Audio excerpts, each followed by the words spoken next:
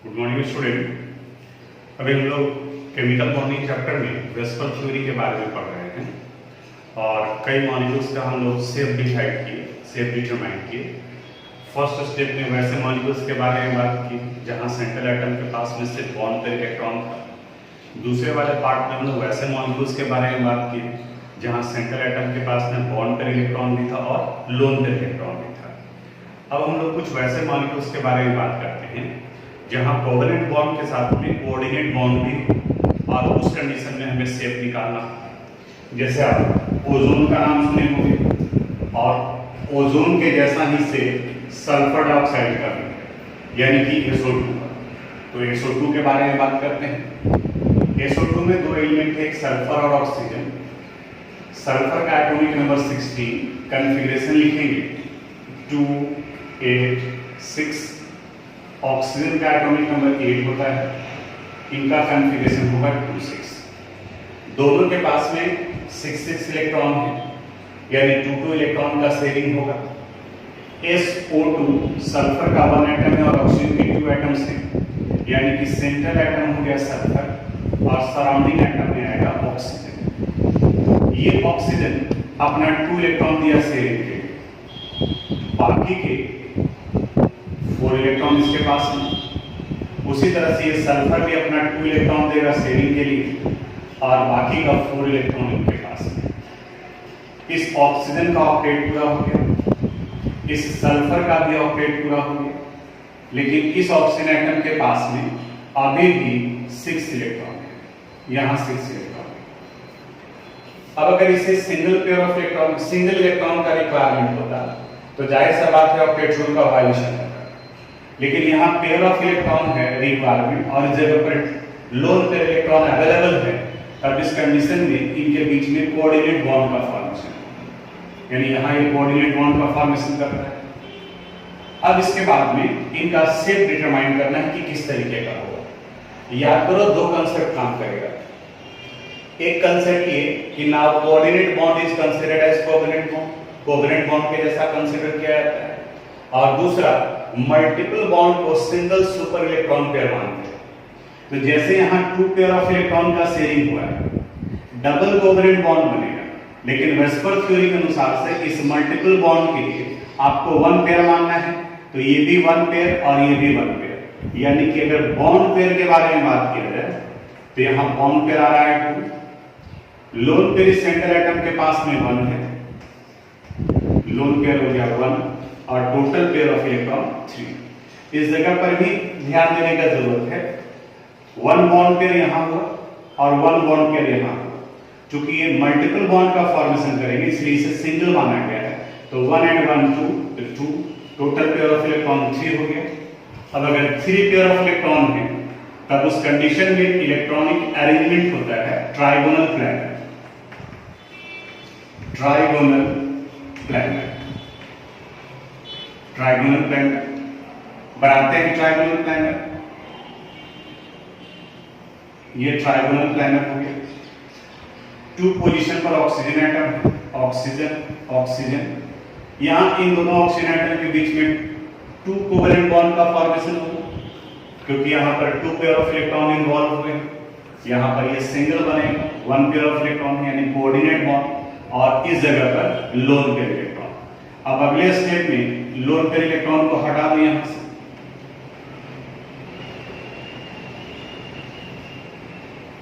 यहां single bond और इनके इस शेप को बेल्ट शेप कहा जाता है, यानी इनका शेप हो गया बेल्ट। ये लीविस डॉट स्ट्रक्चर के अनुसार से निकाले तो सल्फर डाइऑक्साइड का, यानी यहां ध्यान ये देना है कि कोऑर्डिनेट बॉन्ड को कोवेलेंट बॉन्ड जैसा ट्रीट करना है और single coordinate bond single bond pair की जगह पे यूज होगा, जैसे कि इस जगह पर।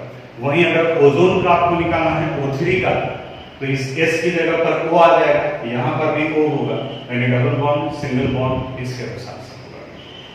एक और क्वेश्चन है कार्बन मोनोऑक्साइड का, इसका लीविस डॉट स्ट्रक्चर कुछ स्टूडेंट पूछे भी थे, उस वक्त में नहीं बताया क्योंकि उसमें कोवेलेंट बॉन्ड के साथ साथ कोऑर्डिनेट बॉन्ड का फॉर्मेशन होता है, तो उनके बारे में थोड़ा सा बात कर लेते हैं।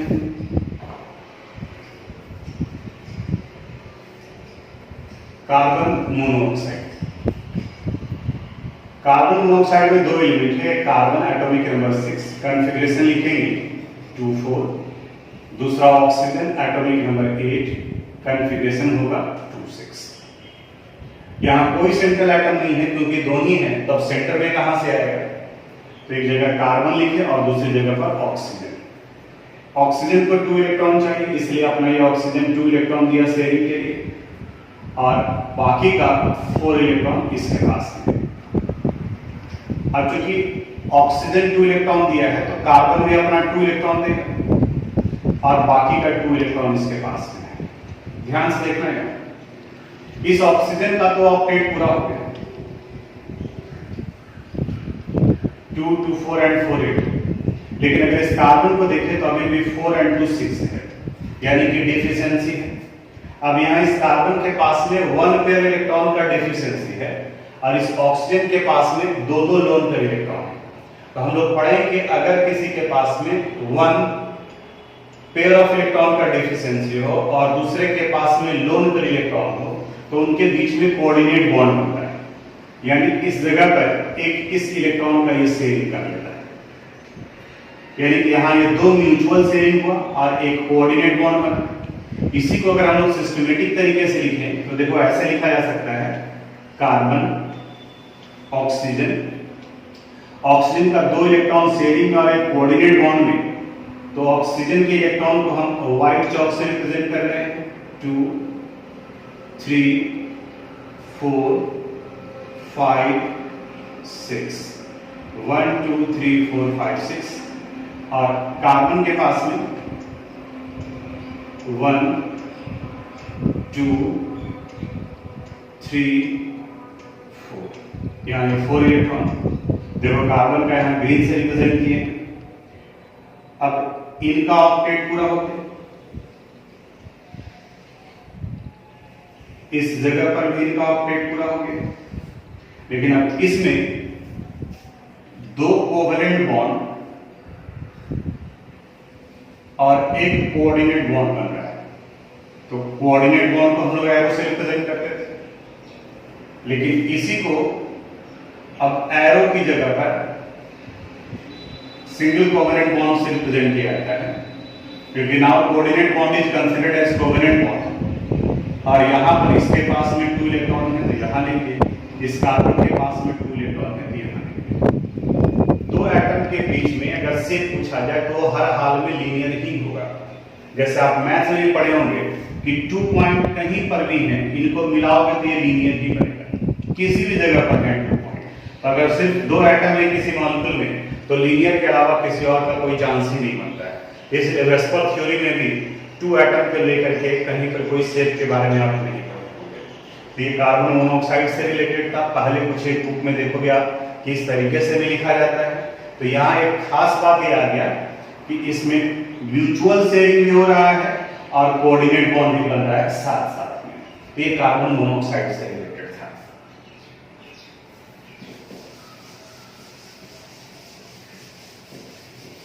अब हम लोग थोड़ा सा इनके बॉन्ड एंगल के बारे में बात करते हैं कि किस कंडीशन में किस तरीके के बॉन्ड एंगल का फॉर्मेशन होगा, उसके बारे में।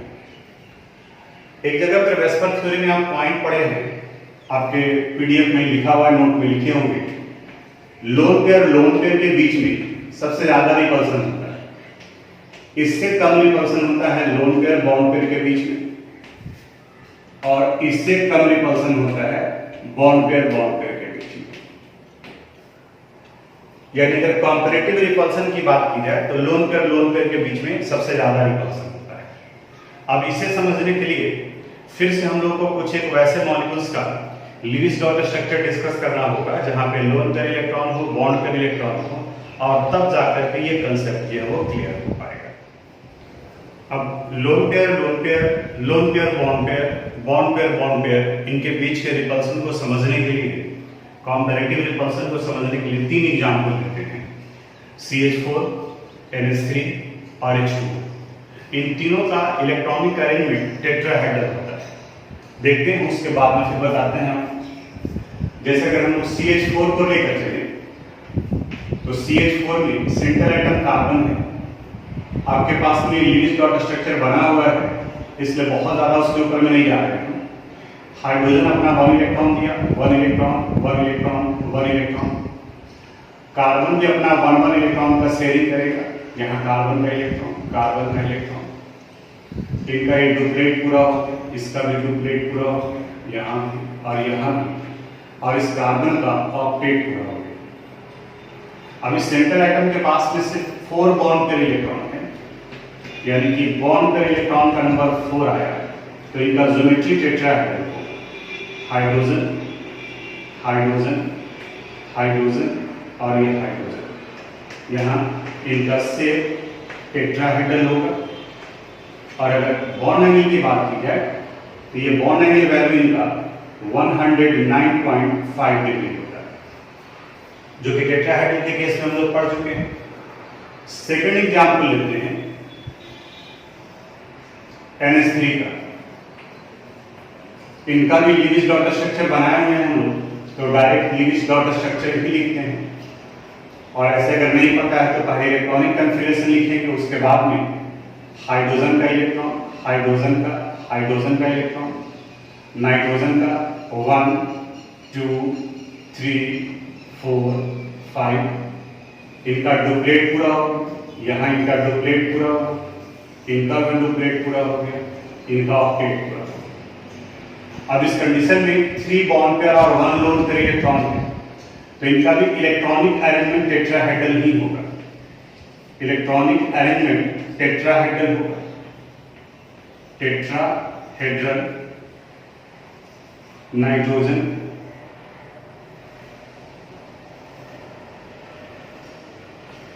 हाइड्रोजन हाइड्रोजन हाइड्रोजन, और यहाँ ये लोन पेयर इलेक्ट्रॉन।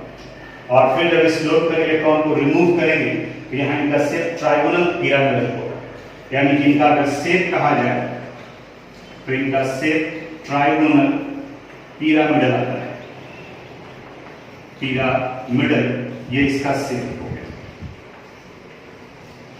लेकिन इस जगह पर अगर इनके बॉन्ड एंगल वैल्यू को देखें तो जहां नॉर्मल कंडीशन में सब 109.5 109.5 है, इनका ये बॉन्ड एंगल वैल्यू 107 डिग्री के अप्रॉक्स होता है, यानी कि इसके रिस्पेक्ट में यहां बॉन्ड एंगल का वैल्यू रिड्यूस कर गया। दूसरा एक और एग्जांपल लेते हैं, वाटर मॉलिक्यूल को अगर लेकर चले, H2O, हाइड्रोजन, ऑक्सीजन, हाइड्रोजन, ये हाइड्रोजन का इलेक्ट्रॉन, हाइड्रोजन का इलेक्ट्रॉन, ऑक्सीजन 1 2 3 4 5 6, इनका डुप्लेट पूरा हो गया, इसका डुप्लेट पूरा हो गया, और इनका ऑक्टेट पूरा हो गया।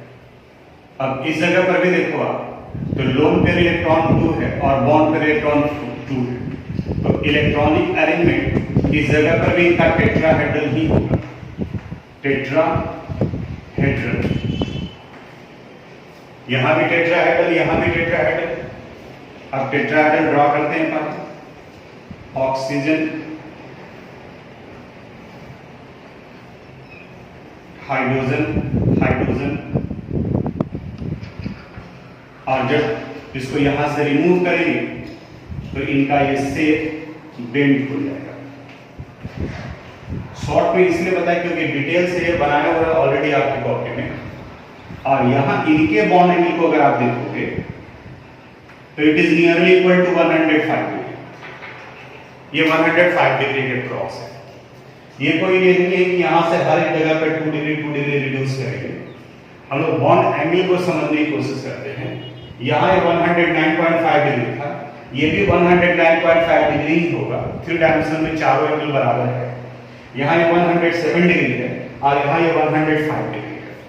अब ये क्या बताता है जो समझो थोड़ा सा, जैसे अगर मान लिया कि किसी सेंट्रल एटम के पास में ये 4 पेयर ऑफ इलेक्ट्रॉन है, जिसमें से 3 बॉन्ड पेयर इलेक्ट्रॉन है और ये 1 लोन पेयर इलेक्ट्रॉन है, तो 3 और 1 इस कंडीशन में इनके बीच में टेट्राहेड्रल इलेक्ट्रॉनिक अरेंजमेंट आएगा, यहाँ टेट्राहेड्रल इलेक्ट्रॉनिक अरेंजमेंट। ये बॉन्ड पेयर है, एक दूसरे को रिपेल कर रहा है, बॉन्ड पेयर रिपेल कर रहा है, ये भी रिपेल कर रहा है। अब वेस्पर थ्योरी क्या बताता है कि composite to bond pair lone pair और बॉन्ड पेयर के बीच में रिपल्सन ज्यादा होगा, यानी कि इनके और इनके बीच में जो रिपल्सन है उसके रिस्पेक्ट में इस लोन पेयर और बॉन्ड पेयर के बीच में रिपल्सन ज्यादा होगा। थोड़ा गौर से देखना, तो अगर इस लोन पेयर और बॉन्ड पेयर के बीच में रिपल्सन ज्यादा होगा तो जैसे ही ये रिपेल करेगा तो आप देख रहे हो कि इनके बीच का ये बॉन्ड एंगल वैल्यू घट रहा है, यहाँ ये रिड्यूस कर रहा है, यहाँ ये रिड्यूस कर रहा है। तो इस रिपल्सन के ज्यादा होने की वजह से इनके बीच का ये जो रिपल्सन है, ये लोन पेयर और ये बॉन्ड पेयर, इनके बीच में रिपल्सन ज्यादा हो रहा है in compare to bond pair, जबकि यहाँ पर ये बॉन्ड पेयर, तो यहाँ रिपल्सन ज्यादा होने की वजह से इनके बीच का ये बॉन्ड एंगल 109 डिग्री की जगह पर घटकर 107 डिग्री पर आ गया। और वहीं अगर वाटर के केस में देखें तो लोन पेयर के बीच में और ज्यादा रिपल्सन होता है, तो ये भी लोन पेयर और ये भी लोन पेयर, तो इनके बीच में और ज्यादा रिपल्सन होगा। तो जब इनके बीच का रिपल्सन बढ़ेगा तो ये नजदीक में जाएगा, ये रिपल्सन होगा। और सबसे कम रिपल्सन कहां पर हो गया? बॉन्ड पेयर के बीच में, तो बॉन्ड एंगल घटने लगता है।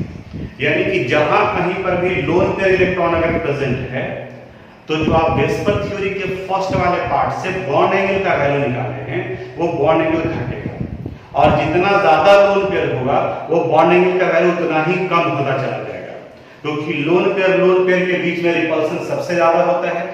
जैसे यहाँ वाटर के केस में देख रहे हैं, इन दोनों के बीच में ज्यादा होगा, इससे कम होता है लोन पेयर बॉन्ड पेयर के बीच में, और सबसे कम होता है इनके बॉन्ड पेयर के बीच में। तो इसलिए जब मीथेन को देखते हैं it has only bond pair electron, तो बॉन्ड एंगल 109.5 डिग्री है। अमोनिया के केस में एक लोन पेयर इलेक्ट्रॉन है जिसकी वजह से रिपल्सन बढ़ा बॉन्ड पेयर के रिस्पेक्ट में, तो घटकर हो गया 107 डिग्री। और वही वाटर के केस में दो लोन पेयर इलेक्ट्रॉन है तो और ज्यादा ये घट गया और घट करके 105 डिग्री हो गया। तो ये लोन पेयर से रिलेटेड वो पॉइंट था, उसके बारे में डिस्कस किया। अब थोड़ा सा दो और शेप के बारे में बात करते हैं। रीजनिंग बेस्ड क्वेश्चन में ये सब पूछा जाता है। जैसे अलग से आपको क्वेश्चन मिलेगा कि both ammonia and water has tetrahedral electronic element. देखो यहाँ भी टेट्राहेड्रल है, यहाँ भी टेट्राहेड्रल है, but the bond angle in the ammonia is about 107 degree. About इसलिए कहा गया कि थोड़ा सा कहीं पर आप देखोगे तो वेरी करेगा, while in water it is 105 degree. Give reason, तो वहां आपको बताना पड़ेगा कि in ammonia there is 1 lone pair and 3 bond pair electron, while in H2O there are 2 lone pair and 2 bond pair electron, and according to Vesper theory we know lone pair has maximum repulsion in comparison to lone pair and then bond pair। इसलिए यहाँ bond angle reduce कर 105 degree हो गया और यहाँ 107 degree. अब कितने marks का है क्वेश्चन? अगर 1 मार्क्स का है तो सिर्फ स्टेटमेंट दी, और 1 मार्क्स से ज्यादा का क्वेश्चन है तब उस कंडीशन में आपको ये स्ट्रक्चर भी ड्रॉ करना, यानी कि यहाँ पर ये स्ट्रक्चर ड्रा करके फिर उसको एक्सप्लेन करेंगे। एक और उसी तरह से रीजनिंग बेस्ड क्वेश्चन लेंगे। अभी हम लोग सल्फर डाइऑक्साइड का बनाए, उनका भी शेप बेंड था, और अभी वाटर का बनाए हैं, इनका भी शेप बेंड है। अब कहता है कि दोनों के केस में बॉन्ड एंगल का वैल्यू डिफर करता है। वाटर का bond angle value less than 109.5 है, जबकि सल्फर डाइऑक्साइड के केस में लेस देन 120 डिग्री है। इसके बारे में क्या, आप थोड़ा ध्यान से देखो। आप सल्फर डाइऑक्साइड का और H2O का, इन दोनों का लीविस डॉट स्ट्रक्चर भी हम लोग बना चुके हैं। लीविस डॉट स्ट्रक्चर के बाद में सल्फर डाइऑक्साइड का इलेक्ट्रॉनिक अरेंजमेंट ऐसे है,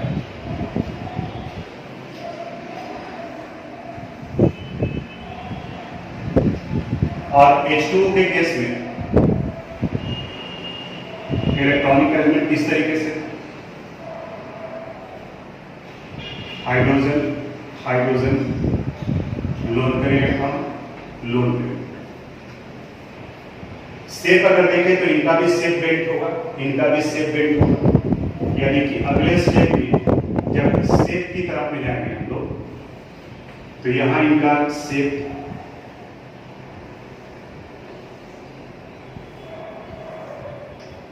और इनका अगर शेप निकालेंगे,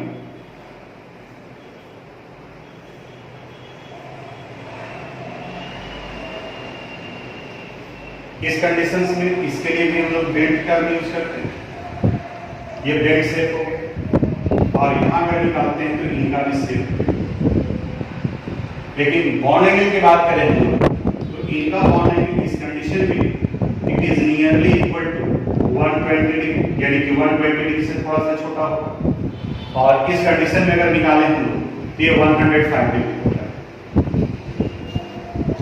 ये 120 डिग्री से छोटा होगा क्योंकि लोड पर इलेक्ट्रॉन यहाँ पर भी है। अब रीजन आपको यहां से समझ में आ रहा है कि सल्फर डाइऑक्साइड के केस में इलेक्ट्रॉनिक अरेंजमेंट इनका ट्राइगोनल प्लानर है। ट्राइगोनल प्लानर, तो इसलिए इनके बॉन्ड एंगल का वैल्यू 120 डिग्री आएगा। जबकि इनका इलेक्ट्रॉनिक अरेंजमेंट अगर देखा जाए तो इसका इलेक्ट्रॉनिक अरेंजमेंट होगा टेट्राहेड्रल, और इस टेट्राहेड्रल की वजह से इनका बॉन्ड एंगल वैल्यू 109.5 डिग्री के अप्रॉक्स, यानी कि 105 डिग्री। तो रीजनिंग बेस्ड क्वेश्चन में इस तरीके का क्वेश्चन पूछा जाता है कि दोनों का शेप जब बेंट है तो दोनों का बॉन्ड एंगल डिफर क्यों कर रहा है। तो आपको बताना होगा कि ये बेंट बना है लेकिन ट्रायंगुलर प्लानर से, और ट्रायंगुलर प्लानर में बॉन्ड एंगल का वैल्यू 120 डिग्री होता है। जबकि वाटर का बेंट शेप बना है टेट्राहेड्रल से, और टेट्राहेड्रल में बॉन्ड एंगल का वैल्यू 109.5 डिग्री होता है। तो इस कंसेप्ट को यूज करके हम लोग रीजनिंग बेस्ड क्वेश्चन बना सकते हैं।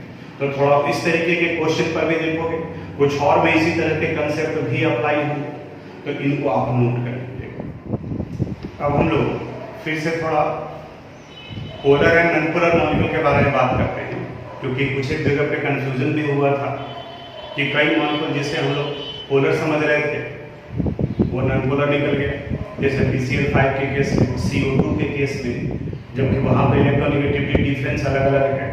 तो बताया था कि पोलर एंड नॉन पोलर पर एक बार और आएंगे हम लोग जब वेस्पर थ्योरी का कंसेप्ट बन जाएगा, और इस जगह पर अब हम लोग को समझ में आ सकता है। जैसे रीजनिंग बेस्ड क्वेश्चन में ही आता है कि in carbon dioxide oxygen is more electronegative in comparison to carbon.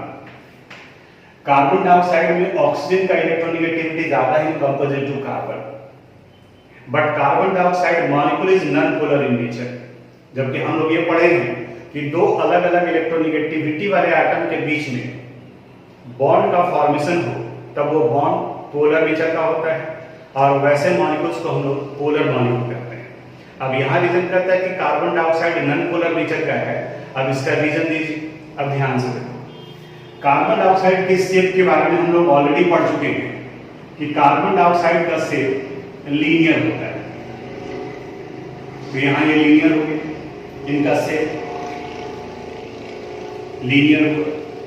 अब ये लीनियर कैसे होगा, थोड़ा सा फिर से पलट करके आप देख लो, वेस्पर थ्योरी में ही पढ़े हैं, वैसे आप बना भी सकते हो। इनका डिविस्टॉर्टर स्ट्रक्चर लिखो, सेंट्रल एटम के पास में 2 बॉन्ड पे रहेगा, 2 सुपर मल्टीपल बॉन्ड बन रहा है, 2 सुपर बॉन्ड पे रहेगा और 2 पेयर है, तो इनका शेप लीनियर होगा।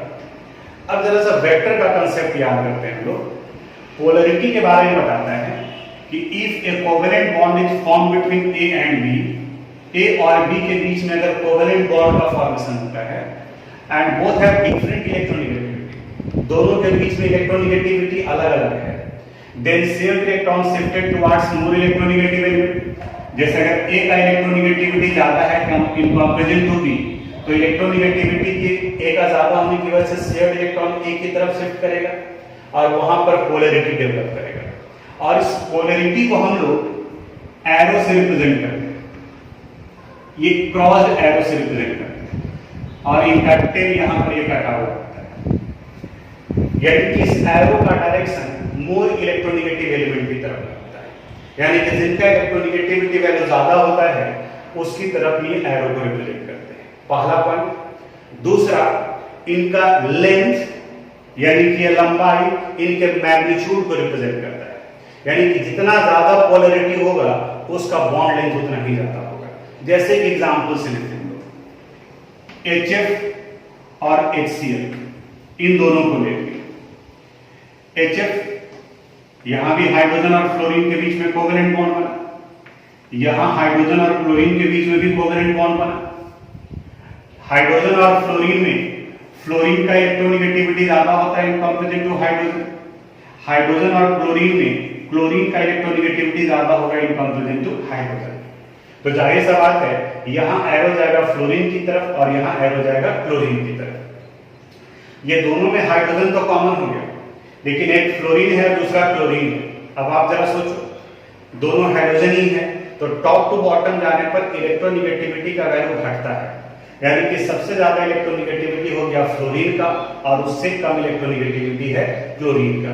तो जब एरो से रिप्रेजेंट करेंगे तो HF के केस में एरो का लेंथ बड़ा होगा यहां पर, और HCl के केस में इस एरो का लेंथ छोटा होगा।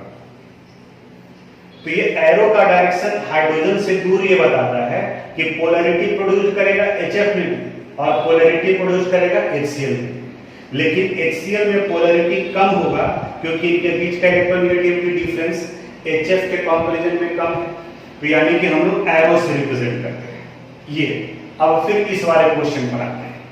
इन्हें भी आप नोट करोगे एक जगह पर, जहां पोलैरिटी के बारे में बताएंगे उस जगह पर आप इसे ड्रॉ करोगे, इसको नोट करोगे। अब फिर से इस क्वेश्चन पर आते हैं। कार्बन डाइऑक्साइड में कार्बन और ऑक्सीजन में ऑक्सीजन का इलेक्ट्रोनेगेटिविटी ज्यादा है कंपैरिजन टू कार्बन। तो जाहिर सा बात है पोलैरिटी प्रोड्यूस करेगा, और यहां पोलैरिटी प्रोड्यूस करेगा किसकी तरफ में? ऑक्सीजन की तरफ में। यहां पोलैरिटी प्रोड्यूस करेगा ऑक्सीजन की तरफ में, दोनों तरफ में पोलैरिटी प्रोड्यूस किया। अब इसके बाद में इन दोनों का रिजल्टेंट निकालना है, तो थोड़ा सा फिजिक्स के वेक्टर का कांसेप्ट आप याद करो। इसका डायरेक्शन टुवर्ड्स लेफ्ट है और इनका डायरेक्शन टुवर्ड्स राइट है, और दोनों के बीच में 180 डिग्री का बॉन्ड एंगल बन रहा है। तो इस कंडीशन में पोलैरिटी का वैल्यू 0 हो जाएगा, यानी कि इनके द्वारा जो पोलैरिटी प्रोड्यूस किया गया दूसरे के द्वारा प्रोड्यूस अपोजिट डायरेक्शन में है, इसलिए as a whole resultant value इनका 0 हो जाएगा। और कार्बन डाइऑक्साइड मॉलिक्यूल किस नेचर का हो गया? नॉन पोलर नेचर का। अब बहुत ही इंपॉर्टेंट और conceptual part, in carbon dioxide carbon oxygen covalent bond is polar in nature, no doubt. ये बॉन्ड पोलर नेचर का है, ये भी बॉन्ड पोलर नेचर का है।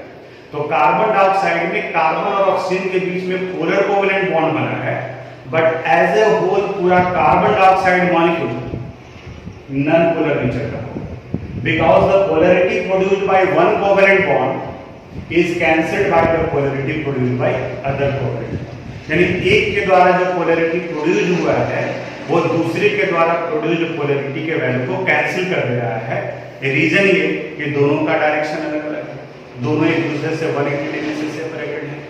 तो ये कंसेप्ट की वजह से आया। अब वही अगर यहाँ ऑक्सीजन है और इस जगह पर सल्फर हो जाता तो दोनों केस में इनका मैग्नीट्यूड अलग अलग हो जाता, तब वहां पर मॉलिक्यूल पोलर की बजाय नॉन पोलर की बजाय वहां पर पोलर हो जाता। यानी कि नॉन पोलर तभी होगा जब सभी जगह पर आइडेंटिकल टाइप ऑफ एटम लगे। अगर कहीं पर भी आइडेंटिकल टाइप ऑफ एटम से डिफर करेगा तब वहां पर वो वैल्यू अलग हो जाएगा। कुछ और एग्जांपल्स के बारे में बात करते हैं।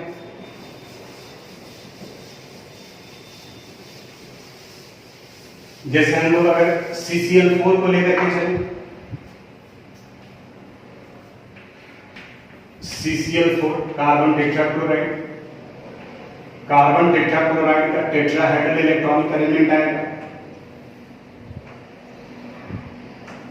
क्लोरीन, क्लोरीन, क्लोरीन और ये क्लोरीन। क्लोरीन का इलेक्ट्रोनेगेटिविटी ज्यादा होता है इन कंपैरिजन टू कार्बन, तो जो पोलैरिटी प्रोड्यूस होगा वो क्लोरीन की तरफ हो, यहां क्लोरीन की तरफ हो, यहां क्लोरीन की तरफ हो। और अगर रिजल्टेंट वैल्यू निकाला जाए तब इस कंडीशन में भी इनका रिजल्टेंट वैल्यू 0 होगा, यानी कि ये मॉलिक्यूल नॉन पोलर नेचर के होंगे। बिल्कुल एकदम सिंपल कंसेप्ट बताते हैं। अगर किसी सेंट्रल एटम के पास में सिर्फ बॉन्ड पेयर इलेक्ट्रॉन, यानी कोई लोन पेयर इलेक्ट्रॉन, तब वो मॉलिक्यूल पोलर भी हो सकता है और नॉन पोलर। और अगर किसी मॉलिक्यूल के पास में लोन पेयर इलेक्ट्रॉन है तो वो डेफिनेटली पोलर होगा। यानी पहला पॉइंट ये कि अगर किसी मॉलिक्यूल के पास में सिर्फ लोन पेयर इलेक्ट्रॉन है तब डेफिनेटली वो पोलर नेचर का हो।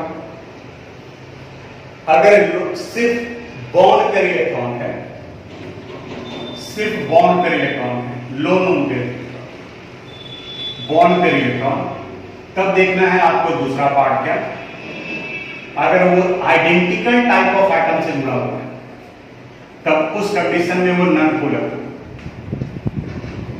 और अगर वो डिफरेंट टाइप ऑफ एटम से जुड़ा हुआ है तब उस कंडीशन में वो पोलर है। यानी ऑब्जेक्टिव क्वेश्चन सोल्व करने के लिए बस सिर्फ इसी कंसेप्ट का जरूरत है। लीविस डॉट स्ट्रक्चर देखो, अगर लोन पेयर इलेक्ट्रॉन है तो मॉलिक्यूल पोलर होगा, अगर सिर्फ बॉन्ड पेयर इलेक्ट्रॉन है तो दो पार्ट और देखो, उसके साथ सराउंडिंग एटम आइडेंटिकल नेचर का है या डिफरेंट है। जैसे CCl4 में इस सेंटर एटम के पास में कोई लोन पेयर इलेक्ट्रॉन नहीं है, लेकिन सराउंडिंग एटम सभी का सभी जो है वो आइडेंटिकल नेचर का है, सब क्लोरीन क्लोरीन क्लोरीन क्लोरीन है तो आइडेंटिकल है, इस वजह से ये नॉन पोलर होगा। और वहीं अगर क्लोरीन की जगह पर सपोज आप ले लेते CHCl3, तो जैसे एक हाइड्रोजन डिफर किया तो जहां पर ये नॉन पोलर नेचर का था अब उसकी जगह पर वो किस नेचर का हो जाएगा, पोलर नेचर का हो जाएगा। कुछ और एग्जांपल बताते हैं। जैसे अगर आपसे वाटर के बारे में पूछा जाए, H2O के बारे में, तो H2O के केस में हाइड्रोजन हाइड्रोजन इनका सेट ही बना देते हैं हम, टेट्राहेड्रल इलेक्ट्रॉनिक अरेंजमेंट था, हाइड्रोजन हाइड्रोजन, यहां लोन पेयर इलेक्ट्रॉन, यहां लोन पेयर इलेक्ट्रॉन, दोनों में इलेक्ट्रोनेगेटिविटी अलग अलग है। इस जगह पर पोलैरिटी प्रोड्यूस होगा तो ऑक्सीजन की तरफ जाएगा, यहां ऑक्सीजन की तरफ जाएगा। लोन पेयर की वजह से भी पोलैरिटी प्रोड्यूस होता है, लेकिन लोन पेयर की वजह से जो पोलैरिटी प्रोड्यूस होगा वो हमेशा सेंट्रल एटम से दूर होता है, यानी कि ये ऊपर की तरफ चला जाएगा, ये यहां चला जाएगा। अब देखो तो इन चारों का अगर रिजल्टेंट वैल्यू निकालेंगे तो कभी जीरो नहीं होगा, वही लेकिन सब जगह पर H होता है, तब उस कंडीशन में सभी का रिजल्टेंट वैल्यू जो है जीरो होता है। यानी कि जो भी शेप बनाया गया है वेस्पर थ्योरी के अनुसार से, चाहे वो लीनियर हो, ट्रायगोनल प्लानर हो, टेट्राहेड्रल हो, ट्रायगोनल बाइपिरामिडल हो या ऑक्टाहेड्रल हो, उन सब जगह पर अगर आइडेंटिकल टाइप ऑफ एटम्स हैं, सेम इलेक्ट्रोनेगेटिविटी वाले हैं, तो उनका रिजल्टेंट वैल्यू जीरो होगा, और उस जीरो रिजल्टेंट की वजह से ही वो मॉलिक्यूल स्टेबल होते हैं, यानी कि स्टेबिलिटी को डिसाइड करता है। तो उसी कंसेप्ट को यहां कर लेंगे, तो ये नहीं भी आप ड्रॉ कर रहे हैं तो ये पता चल रहा है कि इनके पास में लोन पेयर इलेक्ट्रॉन है, तो definitely water molecule polar nature का होगा, और इसीलिए कहा जाता है कि वाटर पोलर सॉल्वेंट के रूप में काम करते हैं। अमोनिया, अब अमोनिया का देखो, ये अमोनिया होता है, हाइड्रोजन हाइड्रोजन हाइड्रोजन, और इनके पास में ये लोन पेयर इलेक्ट्रॉन है, तो इस लोन पेयर इलेक्ट्रॉन होने की वजह से मॉलिक्यूल किस नेचर का हो गया, पोलर नेचर का हो गया। वहीं अगर हम लोग PCl5 को देखें तो PCl5 में फास्फोरस है, यहाँ 120 डिग्री है, तो ये तीनों का रिजल्टेंट वैल्यू जीरो हो जाएगा, और दो परपेंडिकुलर है, ये परपेंडिकुलर भी 180 डिग्री पर, इनका रिजल्टेंट भी जीरो होगा। तो सब जगह एक भी लोन पेयर इलेक्ट्रॉन नहीं है और सब जगह पर आइडेंटिकल टाइप ऑफ एटम है, तब उस कंडीशन में PCl5 molecule non polar nature का होगा। तो हमें लग रहा है कि जो पहला वाला पार्ट भी गलत हुआ था कि PCl5 में इलेक्ट्रोनेगेटिविटी डिफरेंस है, यानी कि P और Cl के बीच में पोलर कोवेलेंट बॉन्ड बनेगा, बट एज ए होल पूरा PCl5 molecule non polar nature का होगा, क्योंकि एक बॉन्ड के द्वारा जो प्रोड्यूस किया जाएगा पोलैरिटी वो दूसरे के द्वारा कैंसिल आउट कर दिया जाएगा। तो ये दूसरा पॉइंट ध्यान रखना है। एक और इंपॉर्टेंट क्वेश्चन आपको एक्सरसाइज में मिलेगा जो कि जनरली एग्जामिनेशन में पूछता है, और स्टूडेंट यहां तक सीखने के बाद में उसमें थोड़ा सा कंफ्यूज हो जाता है। वहां क्वेश्चन है कि NH3 और NF3 में किनका पोलैरिटी वैल्यू ज्यादा होगा, यानी एक है NH3 और दूसरा है NF3, इन दोनों में से किनका पोलैरिटी वैल्यू ज्यादा होगा। तो NH3 का अगर हम लोग इलेक्ट्रॉनिक अरेंजमेंट देखें तो ये NH3 हो गए। NH3 के केस में ये हो गया फ्लोरीन फ्लोरीन फ्लोरीन और यहां ये लोन हाइड्रोजन हाइड्रोजन और हाइड्रोजन और यहां ये लोन। एक बात तो तय हो गया कि दोनों में लोन पेयर इलेक्ट्रॉन है, यानी कि दोनों मॉलिक्यूल पोलर नेचर का होगा। अब हमें यह बताना है कि इन दोनों में किनका पोलरिटी ज्यादा है। और स्टूडेंट का ध्यान जाता है कि यहाँ फ्लोरीन है, fluorine is the most electronegative element in periodic table, तो फ्लोरीन का इलेक्ट्रोनेगेटिविटी डिफरेंस सबसे ज्यादा होगा, इसलिए आंसर दे देता है NH3। लेकिन ये गलत हो जाता है। क्यों गलत होता है? यहाँ वेक्टर का कंसेप्ट अप्लाई करना पड़ेगा, ध्यान से समझना। नाइट्रोजन और हाइड्रोजन में नाइट्रोजन का इलेक्ट्रोनेगेटिविटी ज्यादा होगा। सबसे ज्यादा इलेक्ट्रोनेगेटिविटी होता है फ्लोरीन का, दूसरे नंबर पर आता है ऑक्सीजन और तीसरे नंबर पर आता है नाइट्रोजन। तो यहाँ NH3 में नाइट्रोजन का इलेक्ट्रोनेगेटिविटी ज्यादा है, तो इसलिए जो पोलैरिटी प्रोड्यूस होगा वो नाइट्रोजन की तरफ में होगा। यहाँ ये नाइट्रोजन की तरफ में होगा, ये नाइट्रोजन की तरफ में होगा। इस लोन पेयर इलेक्ट्रॉन की वजह से भी पोलैरिटी प्रोड्यूस होता है और यहाँ ये हमेशा अवे फ्रॉम द एटम होता है, तो इसको हम लोग ग्रीन से रिप्रेजेंट कर रहे हैं।